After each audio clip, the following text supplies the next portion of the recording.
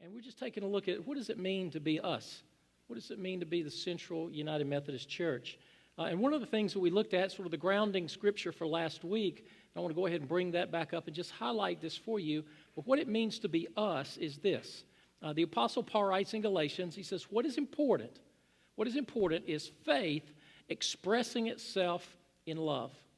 It's the combination of faith and love. You put those together, but what makes them together, what makes them coincide and powerful together is the fact that they express. Faith expresses itself through love. Faith works through love.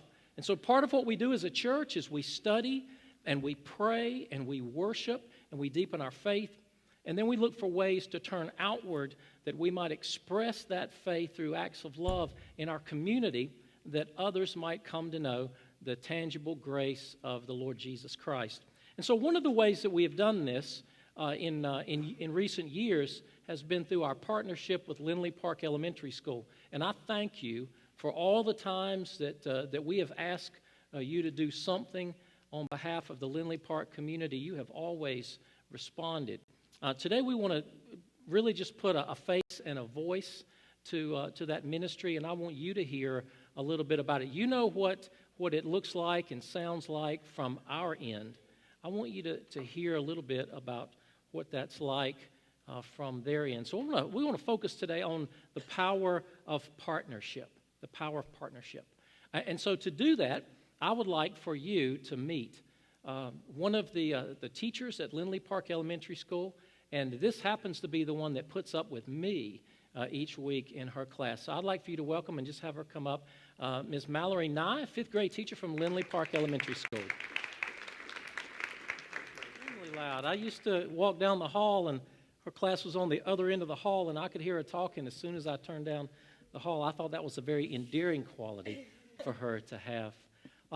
I just want you to meet Ms. Nye. We've got you're going to see a slideshow that Ms. Nye put together, and it's going to be going on behind us. It's going to give you some pictures of some of her students, some of the other students in Lindley Park, and also some information about that. One of the things that we want to focus on during this time today is we'll let Ms. Nye talk about our partnership with them, but we want to focus today on how you can be a personal mentor and invest in the lives of the teachers, the classrooms, and the students. But before we do that, Ms. Nye, tell us a little bit about your story, how you got to be here, and how you got to be a teacher at Lindley Park Elementary School. Well, first of all, I want to say the music here is beautiful. I was super impressed this morning. So can we give everybody a round of applause again for that? Because that was amazing.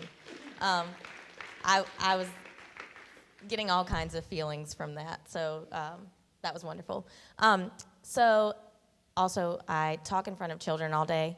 I'm really good at that. Maybe not so much in front of a whole crowd of people, so bear with me. I will do my very best. But so I decided to become a teacher actually in kindergarten. I grew up in a very small town, kind of similar to Asheboro. My family had some rough times as we grew up. My parents actually got divorced when I was in fifth grade, so that was really a trying time for me. And my safe place was the school. The teachers were always there to support me. They made me feel like nothing else mattered except for my education, and what was going on at home wasn't something I needed to worry about, because they were going to take care of me and make sure that my life was going to be great and I was going to continue on to do wonderful things. So my school that I went to, my elementary school, my middle school, and high school, remind me a lot of the Asheboro community. My school was a community school. There were a lot of churches around my school. I did not walk to school. I lived a little too far to walk, so I actually rode the bus. But walking from Central to our school was very close. And a big part of what made me want to be a teacher, on top of the teachers that supported me, were the people in our community. We had a lot of people that came in who volunteered, who were there to make sure that we felt loved.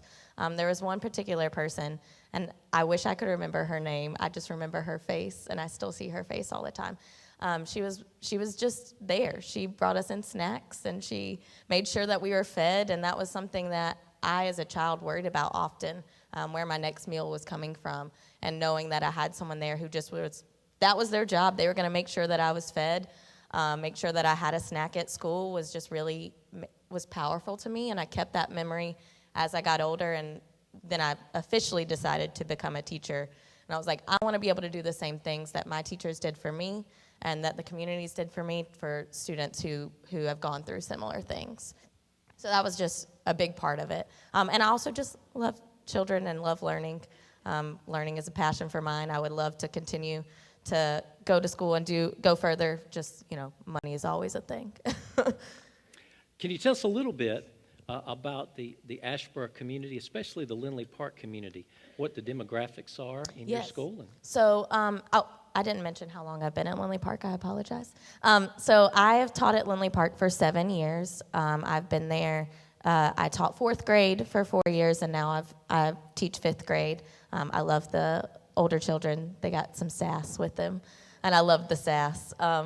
But Lindley Park is 75% free and reduced lunch, and what that means is that the students there, a good portion of them, their parents, you would define it as they live in poverty, which means that the income that is coming into that home is less than $19,000 for a year.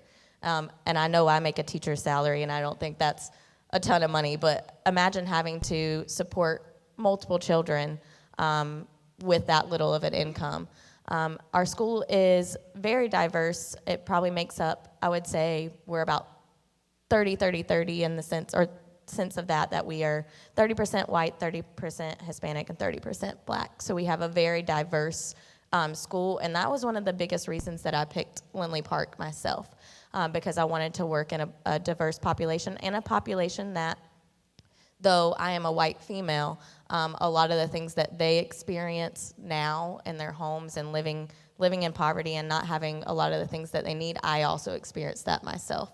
So I wanted to be able to support a group of children that I could relate to on the same level and show them that support that I got can also help them be supported and move into that future. So Lindley Park is a big community school. We do love to have people in our school and there to be there for the children. My 5th graders are amazing. You can see some of their pictures.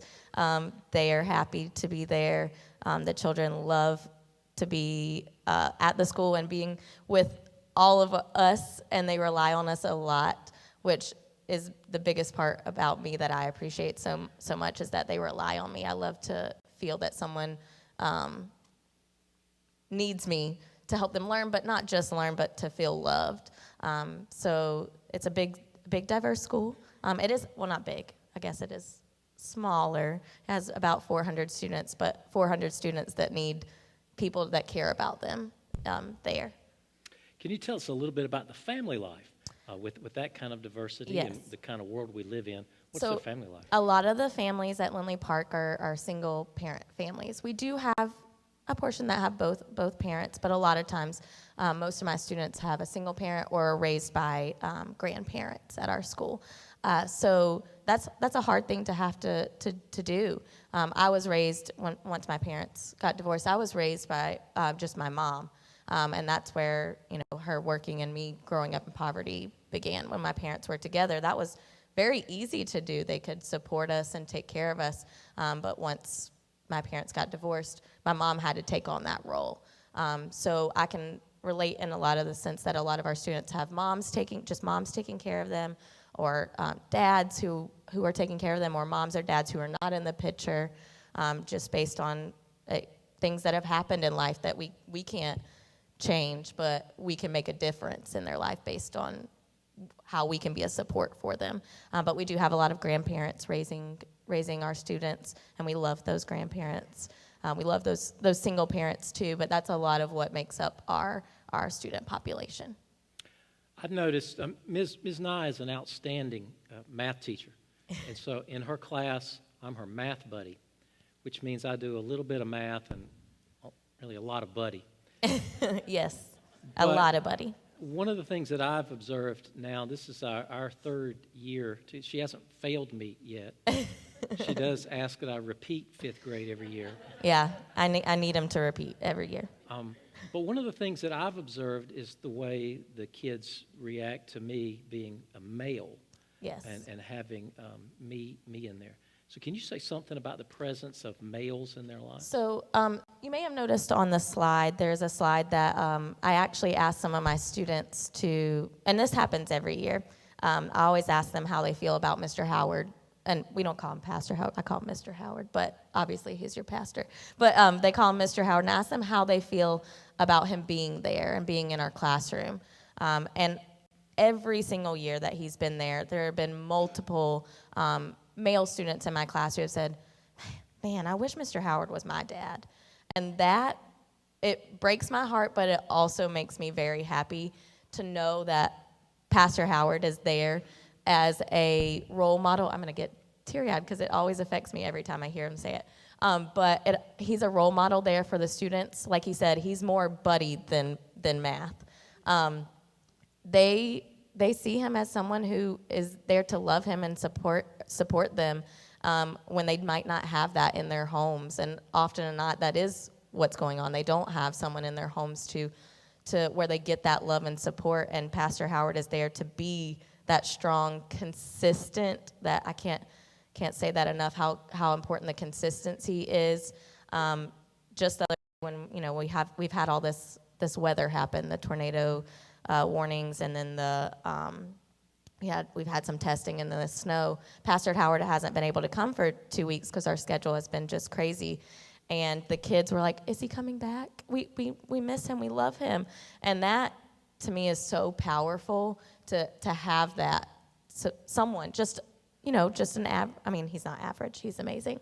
But just someone off that is not in the schools there that they feel so comfortable with and feel so supported by and encouraged by, just to be a role model for them. And all Pastor Howard has to do is do some math facts with them, and they just love him so much for it. I mean, it's so hard to explain. It's more powerful to see how they feel when he comes in. Their faces light up, and they wait for the second. Know exactly when he's going to walk in, and like, yes, he's here, and they get so overwhelmed and excited to have him just to do some math. I mean, math isn't always fun. I know that. I teach it. But his presence makes them happy and makes them feel more supported and loved. And I know my role as a teacher is to have them be able to learn from me, but my biggest role is to have them feel loved. And that is my goal each and every day. I walk in and I say, if they don't learn anything from me today, I want them to know that they are loved. And the more people we can have in a school, even if they're just there to be a face so someone knows something consistent at the school, the more the children will feel loved. And there's a quote. I worked on my master's, and I just completed it about a year ago, but I spent a lot of time focusing on communities. I took a lot of classes that were related to communities and how a community school can make a big difference in a child's life. And one of the things there was a lot of studies, a lot of research, which is wonderful, but a particular study that I looked at that showed that the more people that there are in a school, not even just teachers, just people that are there, and the children know they're there consistently and know they're there because they love them, the more likely the children are to go to finish school, especially in the type of population that we have, and also attend college. And that is my dream. I want all my students to go to college. It may not be a 4-year university. It may be just a community college, but something where they can learn and be successful in the community. And that end result makes the community better. The where you should start is your elementary schools, the place where we can influence them and show them the most love, and that carries. And I can say that for myself. As a young child, I could have quit and gave up and decided, you know what, I'm going to be just like my parents and not really take into consideration, what my children need or what I need. But because of the teachers and the community members that were in my school, I decided that, hey, you know what, I want to bring this to somebody else. I want to make this community and my students better and myself better. So just having people there that are a loving and consistent part of the children's lives really makes a huge difference. And it may not be, tomorrow a change, but we always talk about and we hear about that we want to make a difference in the world. That's how we're going to do it. That's how it's going to happen. So I signed up a few years ago, and my vision was to be involved in our community schools. And I thought I would be a reading buddy, and I could envision that, one kid, one book for one half an hour. I thought I can do this. And right before I was to start doing that, I got an email from the school, and they said there's a fifth grade teacher that's inquired about having a math buddy instead of a reading buddy. Would you be interested? Well, at this point, they had already sort of got me hook, line, and sinker, and my response was, I'll go down there and sweep the floors if that's what you need, if that will be a help. So sure, I'll do that, whatever you want. But I had no idea what a math buddy was. Reading buddy, book, kid, read. I could see that. I wasn't sure what to do. So instead of having one kid and one book for one half an hour, I ended up finding myself, I think that first year, Ms. and I had about 15 or 16 students. And so I began to work with a whole class full of kids. And so I ended up, this year I think you have 22 or 23 students, and I got a teacher and a whole class. And one of the things that I've observed is there is something about having that personal interaction with these kids that they may not get the kind of positive reinforcement at home that they need. Mm-hmm. And that's something Ms. Nye taught me. Is she commented some years ago, I'm not only the teacher, I'm the parent, the nurse, the psychologist, and then I added to that prison warden at times. But they need that attention that they don't always get at home, and they need the attention that Ms. Nye gives them and their teachers give them. But there's something about having that third party. Mm-hmm. It's not family and it's not school. And so they know that you're not. It's not your job to come, and you're not their family. And so they just sort of inherently, these fifth graders, they just know that you're coming and investing that time in them because you care about them. And so the biggest takeaway I've had, I think I mentioned to Ms. Nye a few weeks ago, I've spent more than 60 hours in her classroom over these last 3 years. I've seen a good number of fifth graders, and every one of them really are starving for positive attention, to know that somebody loves them. It's one of the simplest ways I've ever seen in my life to be able to demonstrate the tangible love and grace of Jesus Christ by spending some time with those students. And so obviously we have a number of folks here in our church that do this, and I would certainly encourage you, if you can find a little time to invest in the lives of these students, I promise you they will be blessed by that, because it means a lot to them to know that somebody cares. And they need as many somebodies as possible. But it will also be a blessing to you to get that sense that you can make an impact in a kid's life just by spending time. And just for the record, from now on, whenever you think about me or talk about me, I expect you to get as choked up about me as Ms. Nye did. She's now set the standard for that, and I expect you to do that. Now, one of the things with Ms. Nye was the inspiration for our project back at the start of the school year, our hand sanitizer, wipes, and tissues. I watched Ms. Nye in class one day teaching while some of her students had colds and they were sick.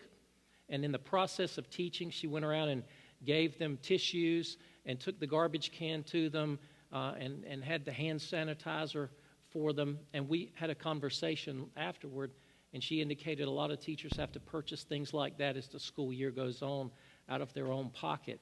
And I thought, here she is, she's teaching these kids, and she's also being the nurse and being the parent to all of these kids. And I thought, well, the least we could do was to be able to help out in that way by trying to provide some of those supplies for the school as the school year started.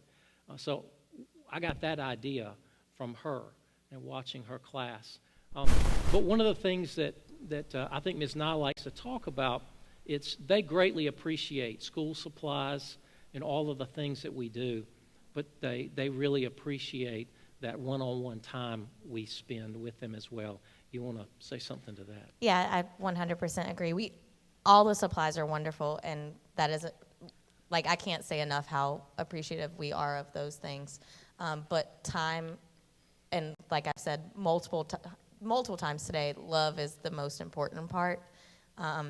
We do, the children, I know one of my students last year had a hard time, had her father pass away unexpectedly, and it's hard in the school system to get therapists and things like that set up, but we try our very best.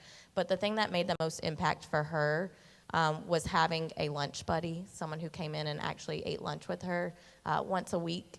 And that student relied on that person, but felt loved by that person because they took time out of their day just to come and eat lunch with her. And it was nothing that the student, we had to do, but this person just came in and made her feel loved because she was willing to sit and have a conversation with her and didn't even have to talk about what happened, but just her to be able to talk and share and have another relationship with somebody else that wasn't, like Pastor Howard said, family or the teacher or anything like that. It was just someone else in the community that cared, and just having lunch with her and having that separate time was really important. And we have a lot of students who would benefit from things like that. Just having someone come in at lunch to take the time out of their day. They're children, but they truly understand that you are doing something that, we're all busy people, and you're taking time to spend time with them. They appreciate that more than anything. They can immediately see that that's love and that's care, and that makes a difference for all of the children. And like Pastor Howard, you don't have to be good at math to be a math buddy. He does know his multiplication facts, but you don't have to be good at math to be a math buddy. And then reading to students, oh my gosh, if the more people that can come in and read to children, think how great that would be to share that love of reading or just have that moment. I know as a child myself, my parents didn't read to me, so I did have a hard time in reading, and I don't truly love it. That's probably why I'm a math teacher. But having someone there just to read to them or read with them is, again, super powerful. It's something that is hard to explain, except that the explanation is that it's love. It's caring for somebody else and taking that time. All those things are great. We appreciate all of them. The more bodies in that room, the better off the children are going to be.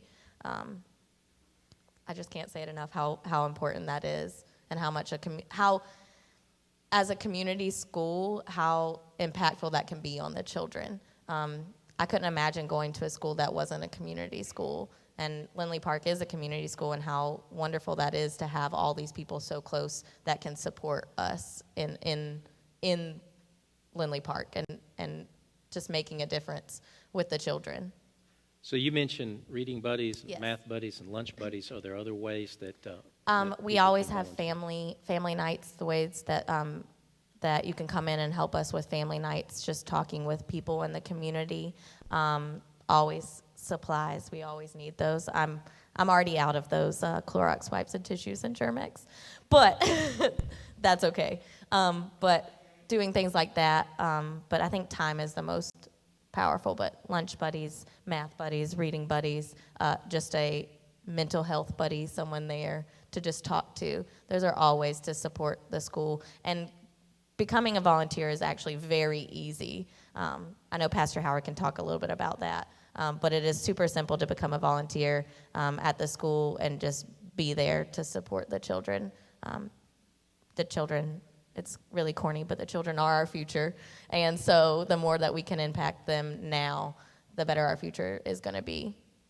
Yeah, you have to pass a criminal background check, and so that means half of you are already probably not going to qualify. It is really simple. All you have to do is you go online and just give some information. They do a background check, and then once you're approved, I found the simplest thing to do is just to contact the school office, and that could be any school, by the way. We highlight Lindley Park because if you go out the side here, you can see it from here, and that's one of the reasons that we stress Lindley Park, because this really is our neighborhood school. But all of these things apply to any school in your community. or that your child goes to, I believe they're all the same when it comes to having children that would love to have a mentor, someone to care for them. But after that, it's pretty simple. The office there made up some wonderfully dedicated staff, and they can partner you up with someone. You can tell them kind of what age or what you would like to do. There's more need than there are folks that take part in that, so they would not have any problem at all getting you on board. If you pass the criminal background check, I think it's good for 3 years now, and so that you can go out, pass it, and then get a speeding ticket or something. You're good to go for a few years.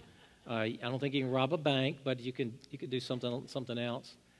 And I would encourage you to consider that in some way.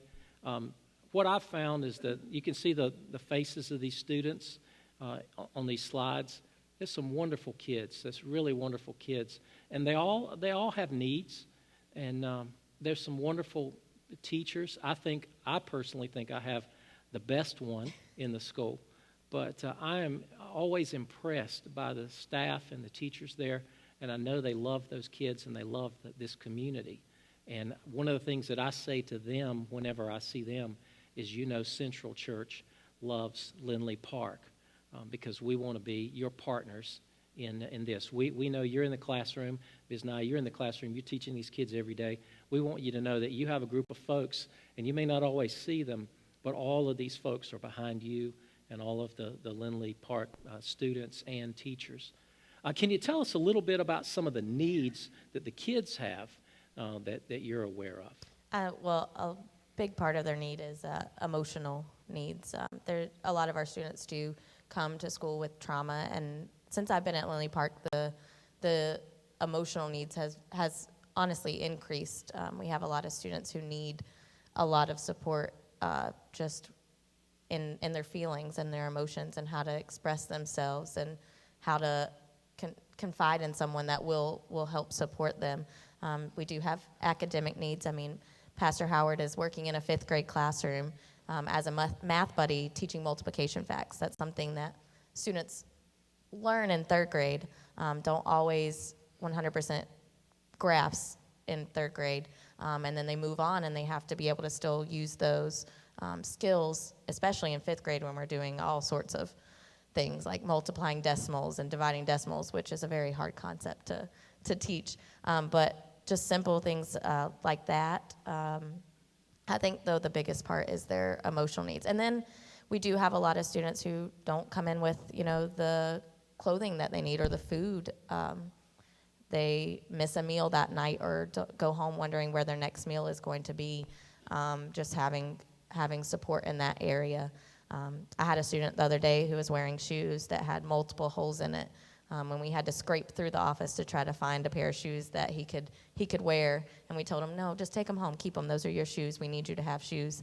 But those are often a lot of needs that we have in the school: food, clothing, emotions, academics. There's so many needs that all these children have, and they come to school with. And I know that a lot of people think that's the job of the parent, and I get that.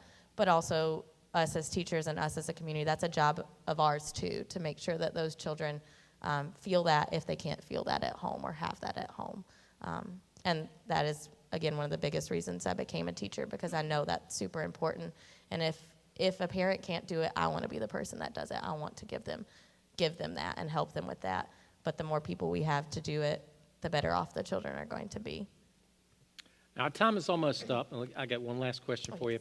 Now, you kind of know the things that we do. You're on the receiving end of those things. Yes. Are there other things that we could do that we haven't thought of that might really be a benefit to your students, your classroom, or your school? I think just being there for them. The more people that, like I've said multiple times, more people that are in the school, the better off the children are going to be. There is a little quote on there in some of my research that I did during my grad school program. I found that there's health benefits to volunteering and being around younger children and supporting them. You can reduce your risk of high blood pressure. I know as we get older, that's a possibility. And then also it helps with your cognitive delay. Those kids are going to teach you so many things that you're going to feel super intelligent once you leave the school. And I know that's important to me, but important for all the people who are volunteering. If you can't think, oh, I don't know if I want to do this for the children, you can do it for yourself. There's really good benefits for yourself too. So I think just being there for the students and being at the school and being a face that they know and recognize and that is consistent for them is always important. And I know that's hard to do when you have a job and you have things that you need to do, but for like family nights or things like that, we also are about to start clubs again at our school. So if you have very cool talents or things that you want to share with the children, I am involved in a running club for all girls for 4th and 5th grade. And it's my goal of the running club is not to make them runners. My goal of the running club is to show them that to be healthy and that be happy with where their body is at and who they are as a person through running. But if you have special talents that you have that you can provide to the children, they love to learn new things, especially things that are not related to academics. So that can be something that you can volunteer your time, even if you can't do a club every day, just something, not every day, but like if you can't do it, every week or things like that, but once a month having something like that. We do have our teacher at our school who's doing a Bible club for our K-2, but we don't have someone who's doing one for our 3-5. So that can be a way to help and, bring them closer to the things that you care most about. So that's another way to help support the children at our school. You've heard us say this before, and we'll say it again with all of these folks here, but Central Church loves Lindley Park School, and we appreciate you being here and working on a Sunday with us. So let's give our appreciation to Ms. Mallory Nye. Thank you.